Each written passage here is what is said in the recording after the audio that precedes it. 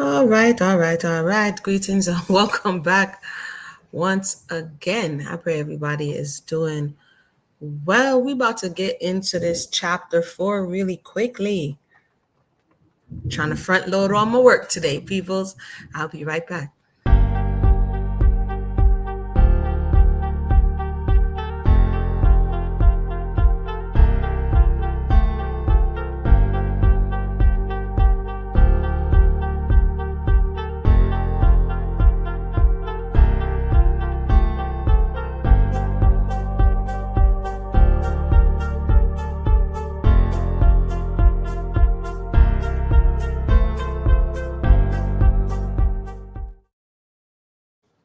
Yes, indeed. Greetings and welcome back once again. This is Amuna, and I pray everybody is doing well. It's a beautiful rainy day here, right? And so I said, you know what? Let me come and do this chapter 4 of Tyrese's mother's book, okay? Drunk for 27 years, right? And so I said that I was just doing a preview to determine whether I was going to read the entirety of the book. It started out heavy, right? A lot of trauma and trigger warnings in the beginning. And so this is chapter 4. I've shared the link in times past. It's available on Google Books. And I just got the book in yesterday, right? So I'm able to move beyond chapter 4. And in honesty, I was cruising through this book. I was cruising because I was like, I needed to know who was Pookie. And I was trying to figure out, like I told everybody, whether Pookie was Tyrese's father before I would go in and doing my surmising, right? So I didn't want to misspeak. So I had to wait for the book to come in. And now that the book is in, we are about to go in and read this. And today, I know I haven't been on camera in a while, peoples, but I'm going to give you a throwback right now. I'm going to give the throwback. So the last time we left off, it's been a while since I came to you in this capacity, but I felt in the mood today. If I'm like, wait more not that why should not show our yesterday or today. So the last time we left off, the book is in the building, okay? So I had to be reading off of Google.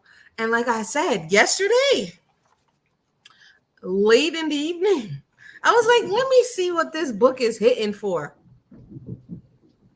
I don't know. I don't know if I can still go for the whole thing, but we sure are about to go for a few more chapters. All right. So chapter 4, just to recap, enough has gone on. Priscilla's life is not even a Cinderella story. Like her life, and if you hear that outside, it's raining. I said it's a beautiful rainy day. Her life is wild. Her mother is off the chain according to her narrative. Her mother is abusive. Her father has left, and she's pregnant at 14. Oh, wait, I just did the spoiler. Oh, I spoiled it. Oh, no. What she did was she got into it with Pookie. She met a dude named Pookie from her school, according to her narrative. And she got into a relationship with Pookie. So let's pick it up. She thinks she's in love because Pookie got his own spot. His mother doesn't stress, and she, compared to where she's coming from, Pookie's living in paradise. So let's get it on.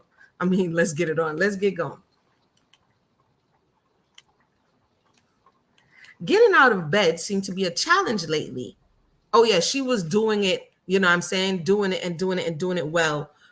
Like LL said, instead of going to chemistry class, she was over there. It says, getting out of bed seemed to be a challenge lately. I was so tired, I didn't know what was wrong with me, she says. Maybe I had the flu or food poisoning because I couldn't keep any food down. Every morning I woke up, she says, she ran to the bathroom to throw up. Feels like, I didn't read this yet. I couldn't even go to school, she says. Not that it mattered. She was failing in all her classes anyway. Because, she wasn't being fed right. She wasn't being taken care of right. She was distracted. So her go-to was she wasn't able to pay attention. She says 2 months had passed and she was still feeling sick. She had been so sick that she missed 2 of her menstrual cycles. And she's 14. She's thinking that she was so sick that she missed. Because, sometimes these conversations were not being had for these young children who were coming of age. It says here, the more she thought about how she was feeling, the more she got scared. She thought she was dying. She thought that maybe she had tuberculosis or stomach ulcers or that she had cancer. She wished she could talk to mother about how she was feeling, but she couldn't. She couldn't even talk to her about her period when it first started, having on when she was 12. So this is 2 years later. Mother is, I'm not going to go off on a tangent. This would have been Tyrese's grandmother, everybody. So why, for those who's like, why is she reading this story? Again, we see a lot of conversation in the media. We see a new project that Tyrese Gibson put out. We see him exploring his pain. And I surmise that it was an intergenerational pain that led me to this book. And now we're reading, right? To see where his pain could be traveling from. Goes on. So no, she thinks that I'm kind of sitting around with her. Okay. She says, she refused to discuss anything related to her body or menstrual cycle. Ask somebody else or figure it out for yourself. I remember her saying to me, I'm not even going to be shocked at mother anymore. If mother does something nice, then I'll be shocked, okay? She did, however, buy a box of Kotex and stressed me with her fist in my face that I better not bring no baby in her house. I ignored her comment because I didn't know what she was referring to anyway. I decided to go next door to talk to my neighbor, Monica. Monica was always nice to us. She was in her late 20s and had 3 daughters of her own. She would come by and check on us occasionally to see how we were doing or if we needed something. She knew mother left us alone a lot. I really liked her. So what we're seeing is that it just took a little bit of someone to be nice to Priscilla for Priscilla to like them, because she was so abused. She was so ignored. She had so many negative experiences, and we see that is going to get her in trouble in the future. But not saying Monica's not nice. I'm just saying sometimes when you endure that much abuse, it really only takes a little bit for you to think that you like someone because they're not as abusive, right? And it could be a double-edged sword, right? Anywho, so she goes to Monica. She would come by and check on us occasionally to see how we were doing or if we needed something. She knew mother left us alone a lot. I really liked her, she says. Monica worked during the day, so she waited until 7 o'clock that night to go next door. Monica's kids were around the same age as her siblings, so they played together a lot. Faye yelled for her mother to come to the door. Monica came walking from the kitchen, wiping her hands on a kitchen towel as she approached the screen door. Hi, Priscilla. Is something wrong? So, Monica is the village, okay, doing what she can, even though she has her own responsibilities. She dropped her head and said in a somber voice, Miss Monica, I need to talk to you about something. Sure, baby, come in. Monica unlocked the screen door and let me in. I sat down on the couch. The smell of chicken cooking flowed through the air like air freshener.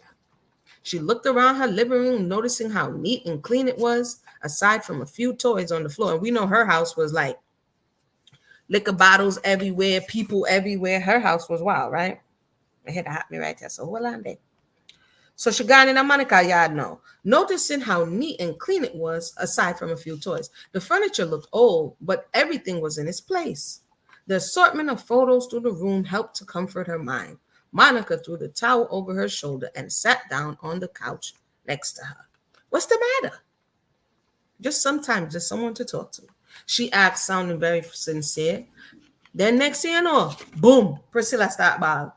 Miss Monica, do you think a person could die if they've been sick with the flu for a long time? And this is a child, and even people, not just children, but left to their own devices, you don't know what's wrong. So you're going to start possibly making up scenarios in your mind. So she's concluded that maybe she has the flu, right? Let's see here. So we know they didn't give the puberty, or if they did, she probably wasn't at school for that talk. Where am I here? She started crying. They could, if it turned out pneumonia into pneumonia, or they didn't go see a doctor. Is that what's wrong with you? You're sick and you think you're gonna die? She asked, curiously putting her hand on her shoulder. Yes, she said. She'd been sick to her stomach for a while and don't know what's wrong with her. Everything she eats make her sick to her stomach, and she kept throwing up. Yeah, before when Pookie this sweetheart, why she didn't know that part that door. Let's see. Monica sat up in her seat. Did you tell your mother that you were sick? Now come on, Monica. You know that her mother is off the chain. No, she wouldn't care anyway. Monica took a deep breath.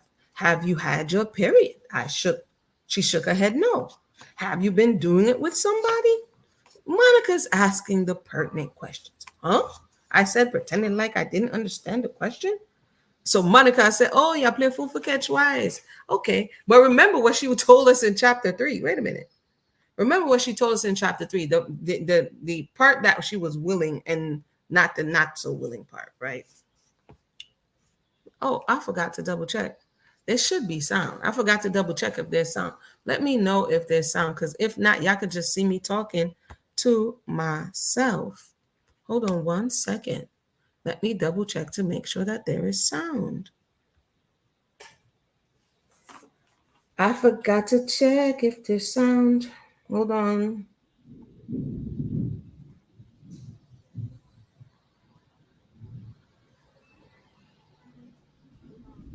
Okay, there's sound. Let's go.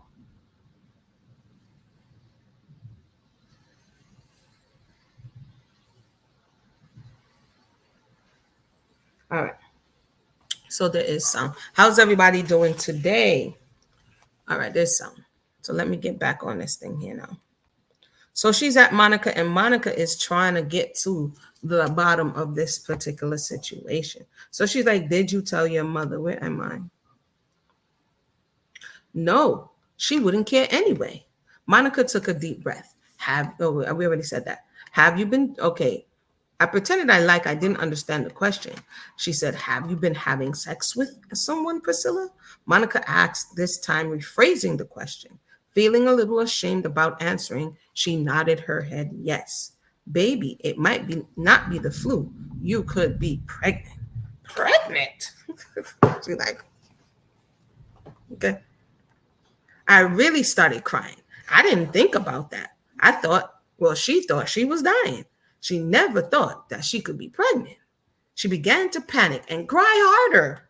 Monica used her kitchen towel to wipe her tears. She gave her a comforting hug. Mama is going to kill her if she's pregnant, she said, with her face pressed into her shoulder. She already threatened to not bring a baby in her house. I never thought that she could be pregnant. So she's like, what in the world? You know what I mean? Like, surprise, surprise. Well, sweetheart, you're going to have to tell her if you are. She's going to find out anyway, Monica said. She leaned back on her couch and let out a long sigh. Go home and tell your mother you're 14 years old and she'll need to take you to see a doctor. This is interesting. This is an interesting age because if you checked out the video yesterday when I was going into the possibility of the narrative of Tyrese Graves having had a child when she was 14, 15 years old, now we're reading from a perspective of a 14-year-old retrospectively that got pregnant and was having a baby, right? But her situation was a little bit different, but nonetheless, they're around the same age group. So she's terrified. Grown people be terrified. So, so she says, okay, Miss Monica, I'll go home and tell her, but I already know she's going to be mad.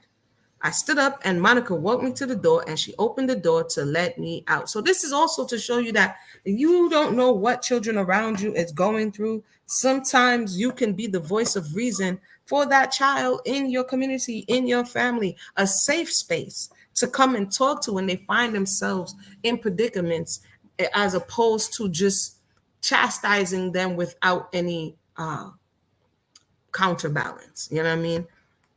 There's two sides to this equation.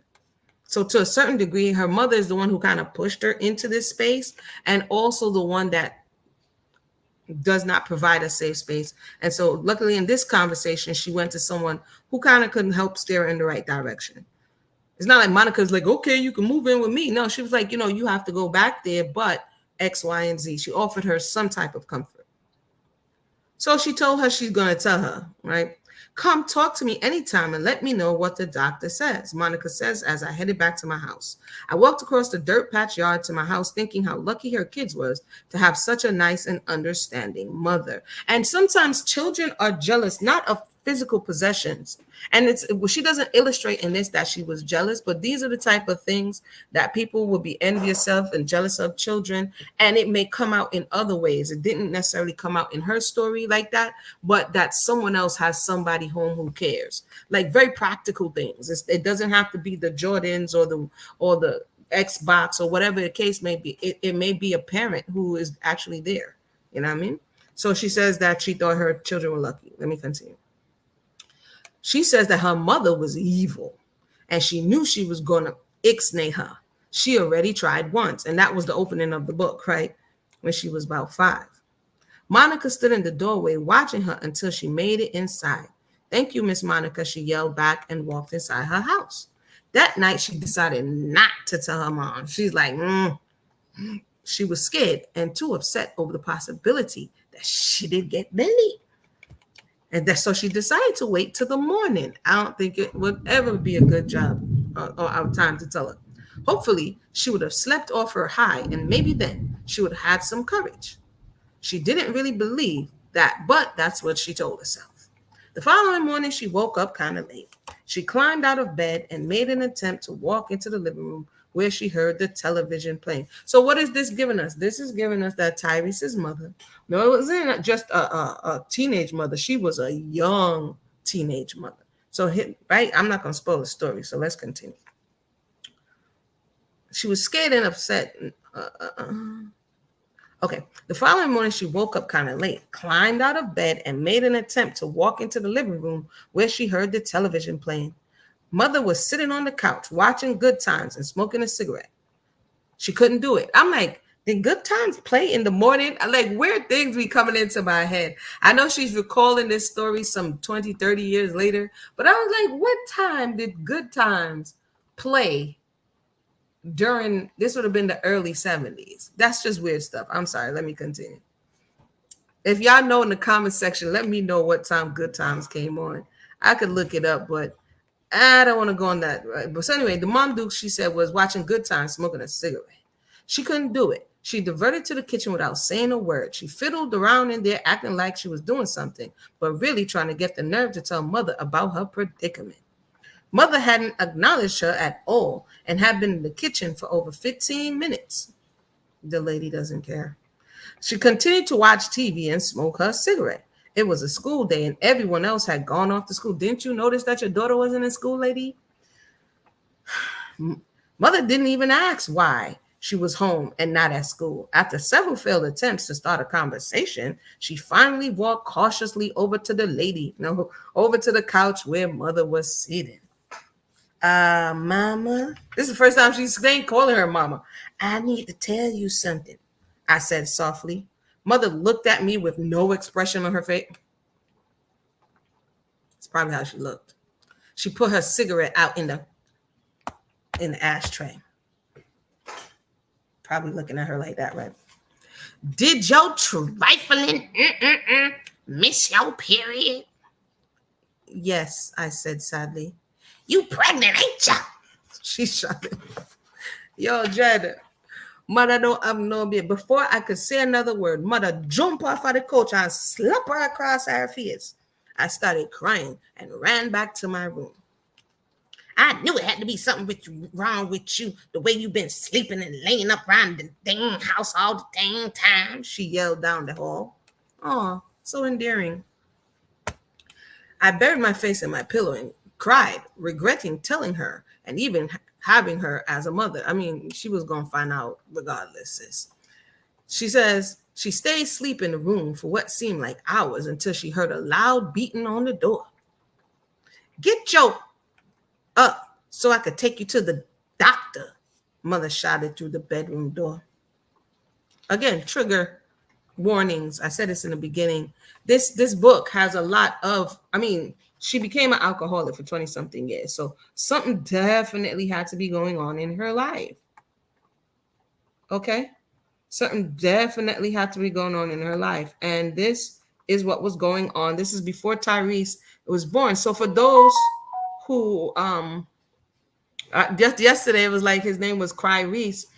You know, I said this before. I think I said it in episode 1.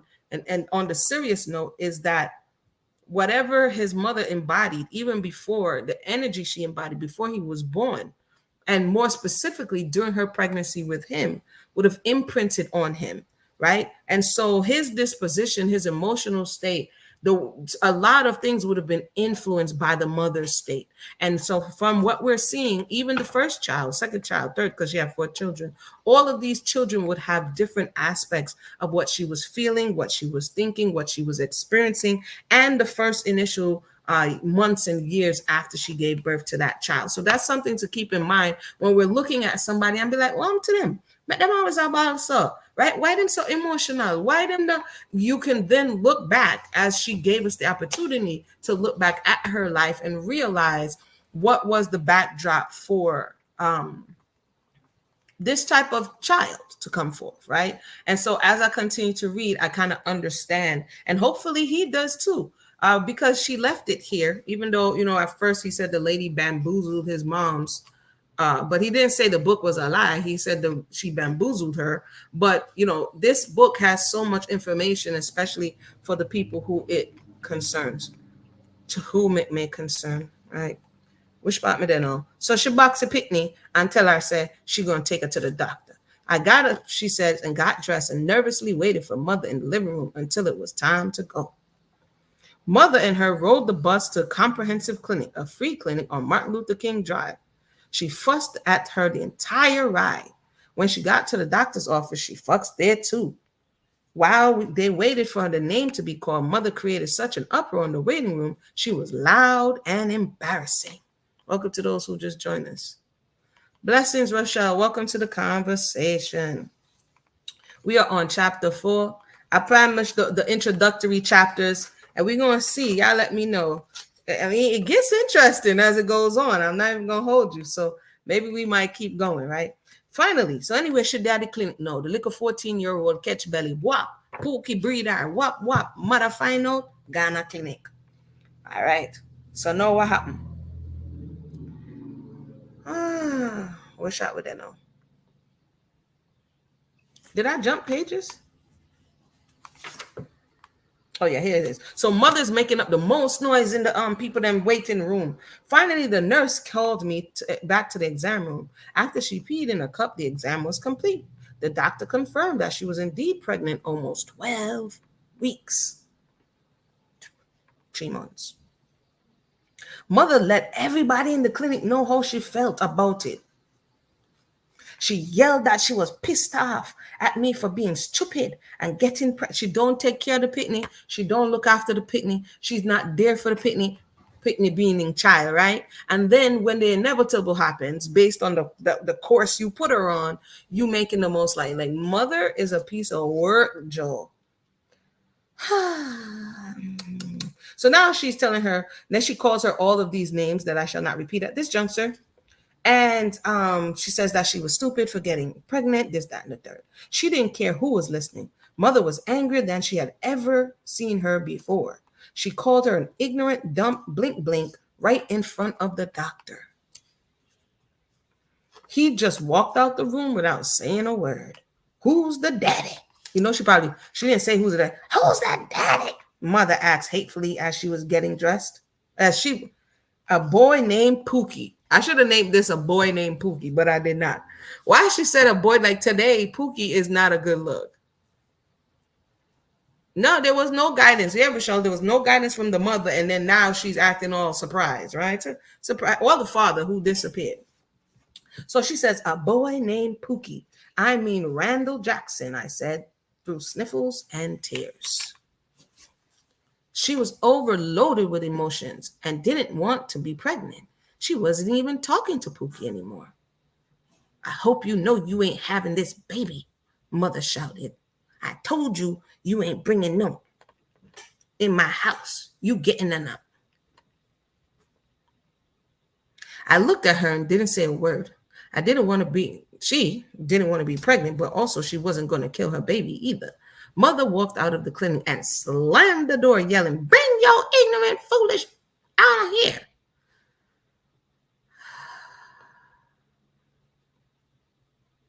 She says she had to listen to her complain and call her every name in the book during the 45-minute bus ride back home.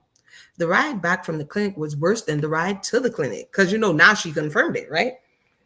She tried to tune her out, but she couldn't. She wished her mouth would get dry. She wished a biblical plague on sis.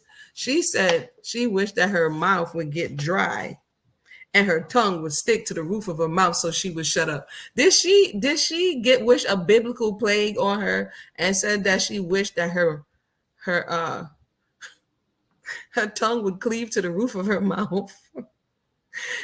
All she needed after that was that her right hand should forget its cunning. She did the Daweed on her. Oh my goodness. Where am I? So as soon as they got home, mother made her go to her room. She had her take her clothes down to the underwear. Then she entered the room. She was holding a thick leather belt with holes in it. She walked up to her and slapped her so hard that she thought she got whiplash. And after that, she beat her until she got tired. So she waited until it was confirmed. And then she beat the pregnant little girl. This would be Tyrese's grandmother. So when I say that there's a lot going on in the familiar waters, sometimes some of the things come back and we're like, where's this coming from? But because we don't know the stories, or because we don't want to know the stories, we don't realize that the Bible tells you that the sins and iniquities of the foreparents will be revisited.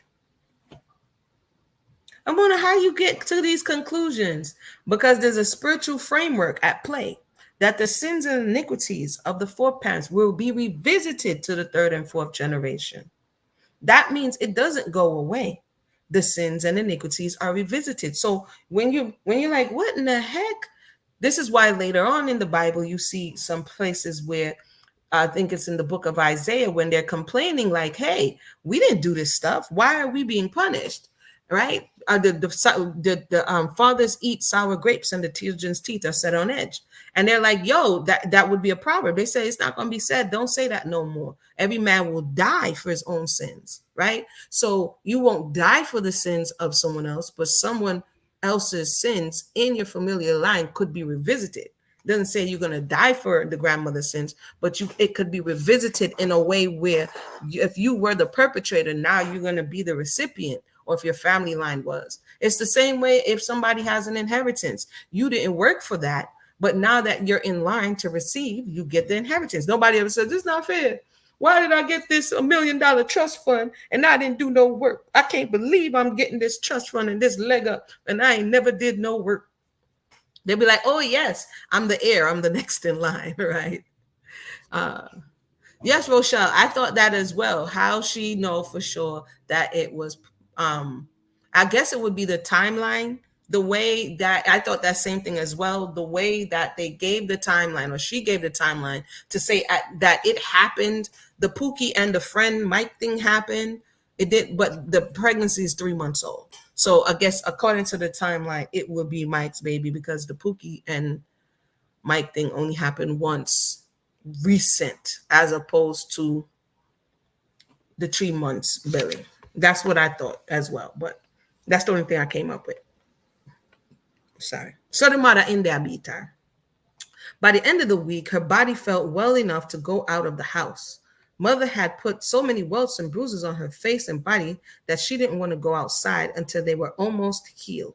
She hoped she didn't hurt her baby. So imagine that pain, that cortisol, that adrenaline that is flushing through that little girl's system into that fetus from that experience.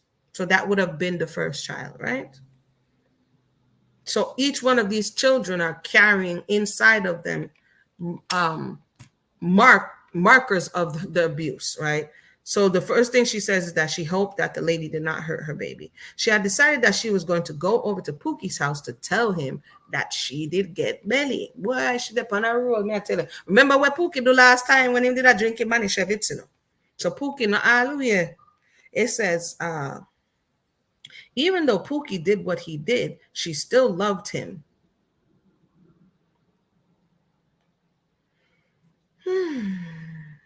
And still wanted to be with him, although it had been a while since she had seen him or talked to him. If you don't know what Pookie did, you're going to have to watch the episode before.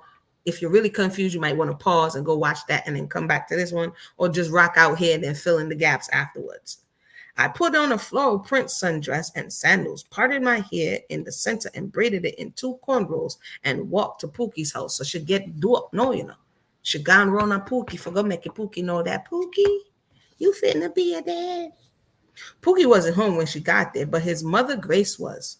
Feeling that she would take the news far different than mother did, she told her that she was pregnant. She, meaning Grace, started to cry. Then she hugged her with total surprise to her, because remember, she's not usually embraced, she's not loved on.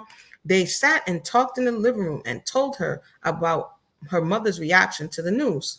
Can I ask you a question, Priscilla? Yes, I said, nodding my head. Do you feel ready? Lady, how the 14-year-old gonna be ready? Ready like how? Like to be a mother? Yes, Grace answered. Well, ready or not, it's happening because she's not going to kill her baby. It ain't like she planned it or something. You kind of did when you was pumping up, Priscilla. I mean, you didn't intentionally plan it, but you know what I mean? The pump up kind of did lead to the belly still. But me go give you a blind because you're young, you know? So, which part we don't know? And this is also something that a lot of women and men carry, which is when they were younger and they were more naive, and the adults in their family or the relationship, like her mother, if she had listened to her mother, she would have to have dealt with the thought and the reality of having an abortion at 14. That would have lived with her. But she chose, no, she's not going to do it. She's going to bring her child, right? So she lived with another type of reality, but it wasn't the one that someone else tried to put on her, right? So let's continue. Okay. She says, you didn't use protection, Miss Grace asks. Remember, Miss Grace was always at work. So they was pumping up when Miss Grace was at work doing the most.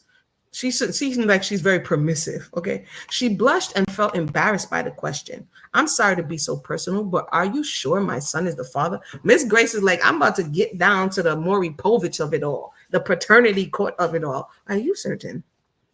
Okay. And this little girl is 14. Yes, I'm sure, I answered adamantly. They didn't use protection because he said he didn't like how it felt. I know he's the daddy, Miss Grace. Kind of forget that little other part there, though. Miss Grace shook her head and rubbed her eyes and forehead. Just then, we heard the door rattling and keys jingling. She felt a hint of nervousness come over here. Her Pookie walked in the house. He looked at her and rolled his eyes.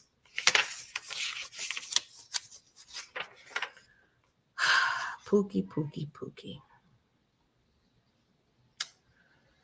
You know, Pookie's probably not going to be pleased. Wish I would have known. So Pookie rolling your eye. What you doing here? He asks. Priscilla's pregnant, Miss Grace blurted out. Dang, Miss Priscilla, could you have waited a little bit? So why is she here? I ain't the daddy.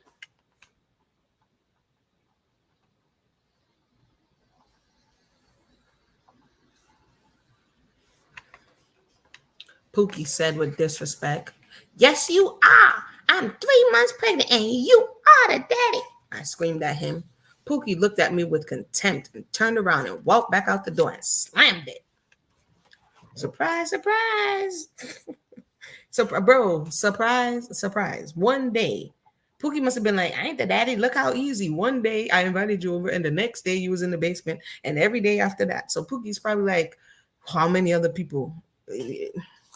If you teach a little boy picking them, they say only teach the girl picking. Teach the little boy picking them too. This is disgusting behavior. This is the primary contributing reason to a lot of the trauma that we have in the community. Short-term thinking.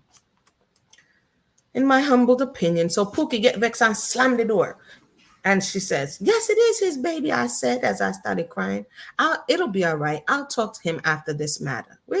Miss Grace said, I know my son is not the type to turn his back on his child like his own father did. How you know, Miss Grace? How you know? I raised him to take care of his responsibilities. I'll talk to him tonight, she assured. Miss Grace gave me another big hug. Oh, Miss Grace so nice. Oh, you're so nice, Miss Grace. Anyway, make her continue.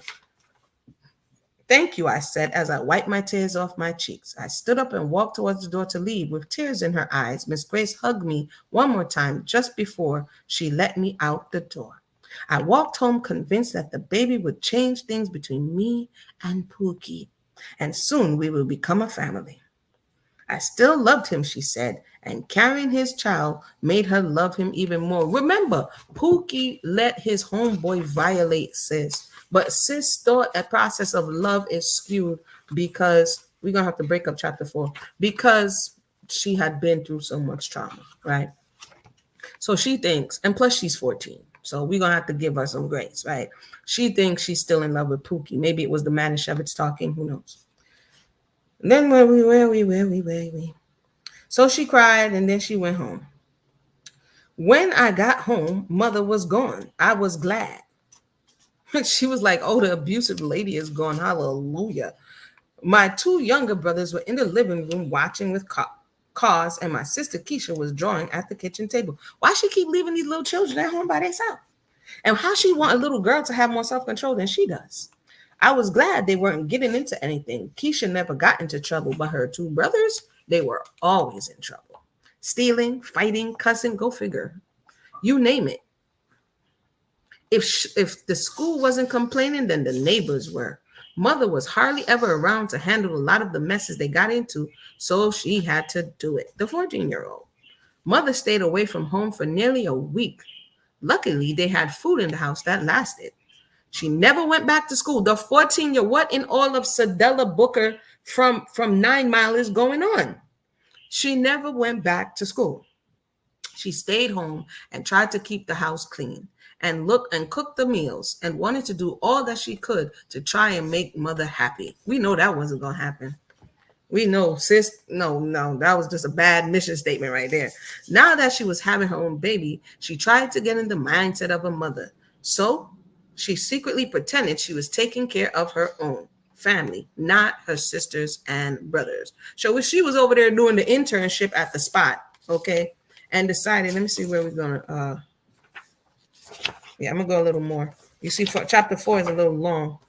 So I'm going to go like a few more paragraphs, and then we're going to open up the mic, and then we'll come back and read.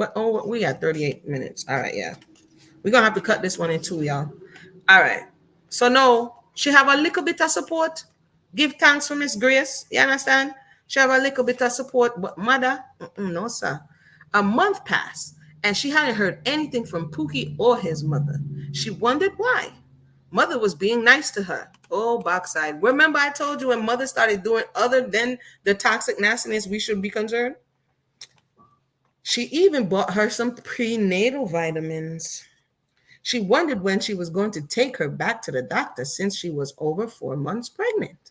She thought a pregnant person was supposed to go to the doctor all the time, but mother hadn't taken her back.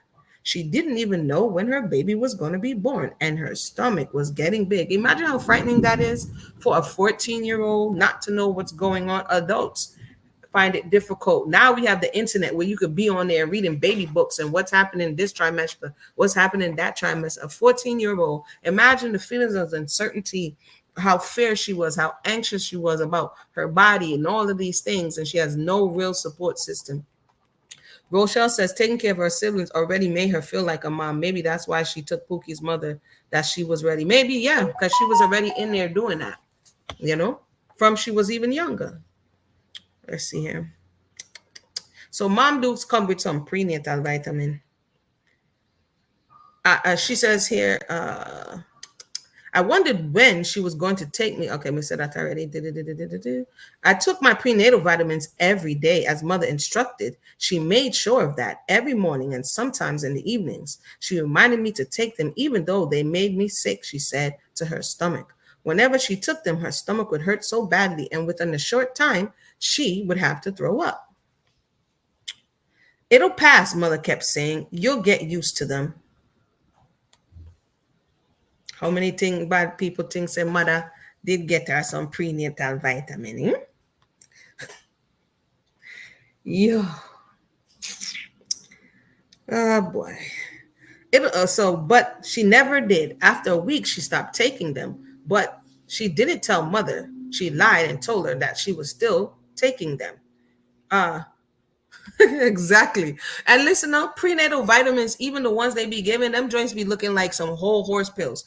And they do make you feel sick. Those, like the ones that they be prescribing, nah, bro, what is that? What is in there? Like even the regular ones, unless you get some other type. I find that diet and liquid vitamins work better than them big old fat horse pills. But that's just my personal thoughts. Uh, I'm not a doctor. Anyway, mother claims says she give her vitamin. Make us see now. So then she tell lies. She says she stopped at them and then says it was uplifting to know that mother finally accepted the baby and was helping her with her pregnancy. She had never been nice to her before, so this was a welcome change that she liked. Father, give us the strength to overcome. We know that we believe in a miracle, but me not trust mother. I did wonder why it was so important to her if she took her vitamins or not, because she bugged her about them all the time. Her constant questioning about the vitamins began to annoy her and to make her feel uncomfortable. Of course, because this lady tried to take you out when you're picnic, burn you up, beat you up, and do all kind. And know all of a sudden she nice. At least she has some discernment. Late one night, she couldn't sleep, so she got up and got something to drink in the kitchen. Mother was outside on the steps with one of her friends, drinking and talking. She heard her say, I don't want no dang baby in my house. I've been trying to make her having a miscarriage for 2 weeks now. I gave her some Humphrey 11 pills that make you have an abortion, but she still hasn't miscarried. Priscilla's so dang stupid. She thinks they're prenatal vitamins.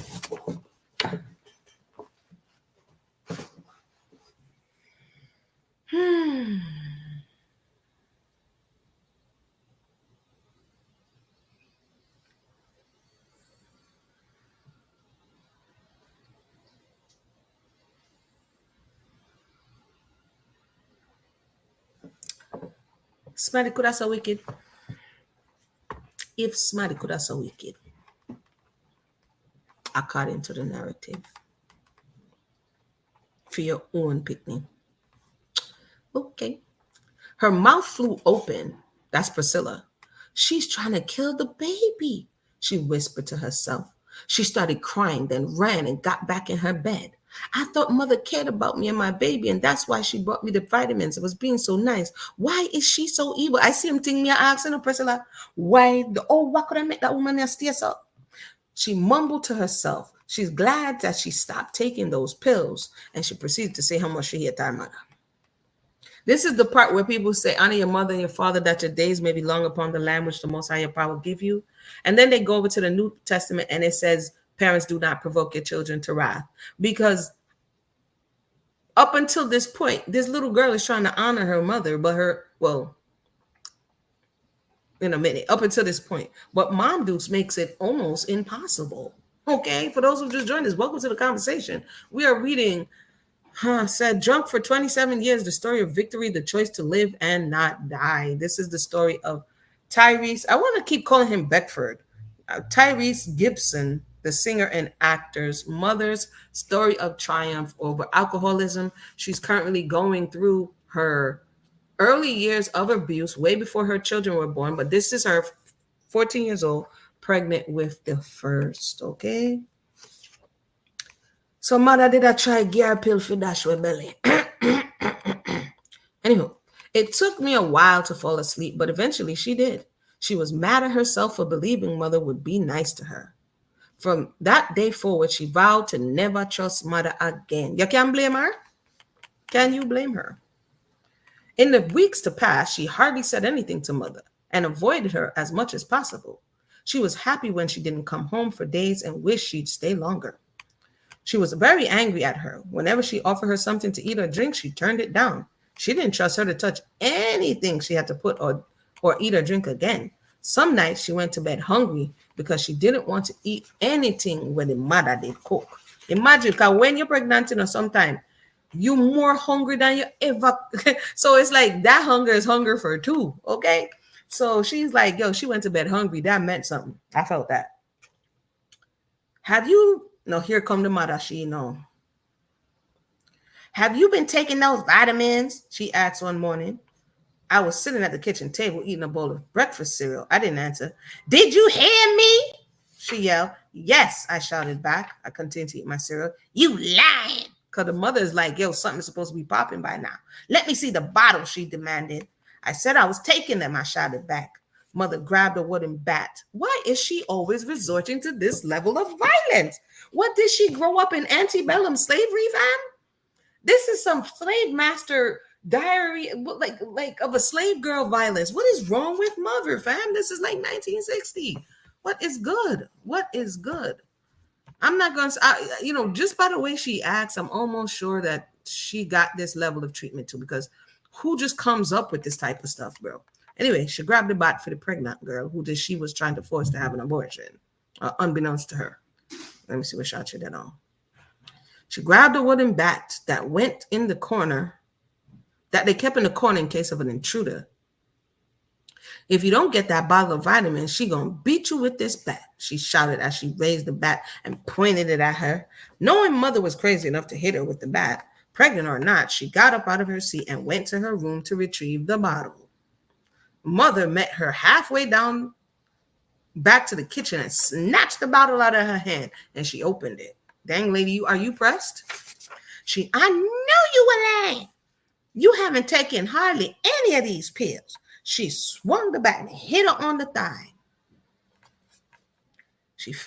Priscilla fell against the kitchen wall, and the mother hit her again across her back. As she tried to get her balance, she screamed out in pain. Who hits a pregnant lady?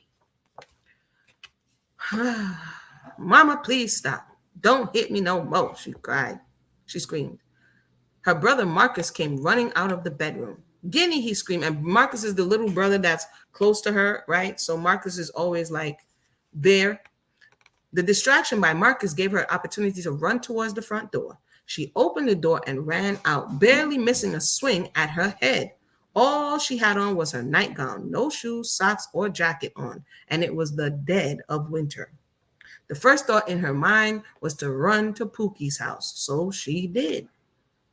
With adrenaline race, so now the pregnant lady, the pregnant girl who's 14, got assaulted by her own mother who tried to kill her with prenatal vitamins. And now she's running out of the door in the cold, barefoot in a nightie.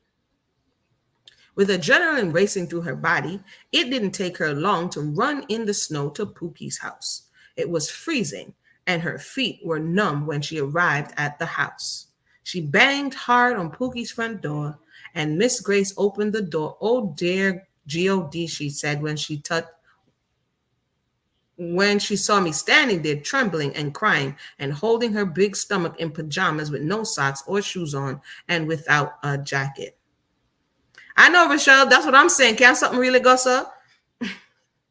What would I really make a woman drink for 27 years? Something have to go, sir.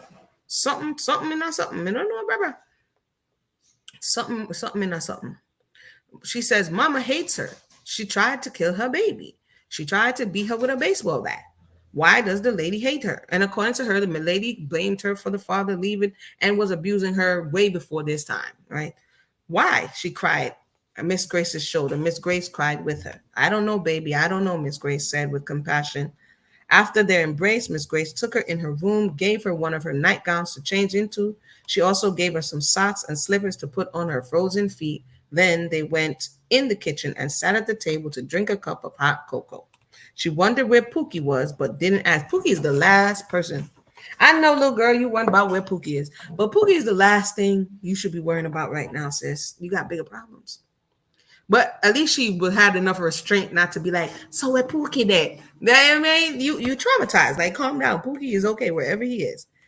I told Miss Grace what all transpired at home and how disappointed I was that I couldn't trust my own mother. Are you hurt? Do you need to go to the hospital? She asked. No, she didn't think so, she answered, but she really wasn't sure what she should do. Mother did hit her in the back with the bat and it was a little sore. Have you seen a doctor about the baby? No, mother hasn't taken her to the doctor since her first visit over 2 months ago, she answered. She doesn't even know when the baby is going to be born. What in all of color purple is going on here? Miss Grace reached out and squeezed her hand and said, you can stay here with us until the baby is born. Saving Grace, cheese on bread. She was glad to hear that because she didn't want to go back home and had nowhere to go. She agreed to stay. We're going to pause right there, peoples. We are going to pause right there. Let me see. No. Let me read one more verse. Let me read one more paragraph. I followed Miss Grace to the guest room, and at the end of the hallway across her bedroom, she made it clear that I would not be staying in Pookie's room. She also finally told me where he was. He had spent the night over one of his friend's house after a school game. The guest room was decorated in a very pretty pink and blue floral print. The curtains and the bedspreads all matched. I had the entire queen size bed all to myself. Remember, because she usually have to sleep with brother and sister and pick me in a closet and everything. She loved the thought of that. I had never slept in the bed by myself before. When I finally went to sleep, I slept sound and good. Yeah, I'll stop right there. So when she finally went to sleep, she slept. Because, I mean, this whole little girl's whole life up until this point is drama, stress, drama, stress, drama, stress, more drama, more stress. And we know from 0 to 7, that's the foundation of who you are. You're having to deal with your security, having to deal with your attachment styles, having to deal with how you connect to caregivers and loved ones around you. So far, 0 to 7, it's a dub. And then now she's 14. So 7 to 14, she's looking for the emotional connection and people that she can trust in this space. And that's not happening too. I think that's possibly why during this time she has cleaved so much onto Pookie, because he's shown her some type of compassion in the beginning, right? And this to her is some type of, saving grace to a certain degree, although he very may be toxic, but she's not able to see it as yet. But I have a sneaking suspicion that she will. I put the link in the box. Let me know your thoughts. We're not done chapter 4 yet, but I might, based on what I have read, I might read a little bit more. It all depends. So with that said, feel free to share your thoughts. Rochelle has been sharing, and like you said, there's a lot of stuff I agree with. What in the world? What in the world? What in the world? Don't be shy, people. Don't be shy. I know this is some heavy topics, and sometimes it's a lot to process, but I don't think it's outside of the realm of reality for many people. May not be to this degree. It may not. For some, it may be physical, and in some spaces, it may be mental. In other spaces, it may be emotional. Everybody doesn't experience it to this degree. Hers is quite extreme, but it also is an illustration of a mentality that caused the generation that caused this generation, right? So this is the generation that brought forth the Generation X, that brought forth the millennials. What even generation are we on, right? So a lot of people who try to overcorrect the things of the past generation. I saw a video today that says they've gone too far now. And there is such a thing as going too far, you know what I mean? Where you want to make sure that they don't have any of these experiences. And then they lost kind of their grit a little bit, their ability to survive. This is extreme. But then there's also another extreme where you coddle and you baby and the person doesn't have any experiences and then they don't fare well. You know what I mean? So it's a balance. It's a balance. It's a balance. It definitely is a balance. Let me see if I could find that video real quick so that it can illustrate what I am saying here. Hold on one second. Doo-doo. Here's the video. Wait.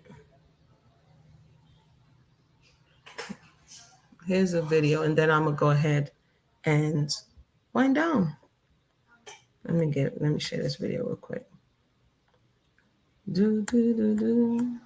I thought it was funny, but not. I thought it was telling. Your browser has blocked your screen. What? Click the screen icon. What? What is my this thing I say? Okay.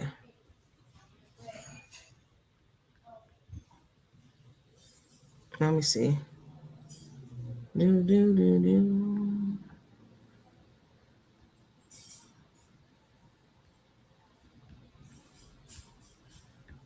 Why did this thing go like this? Hold on, I just saw it up there.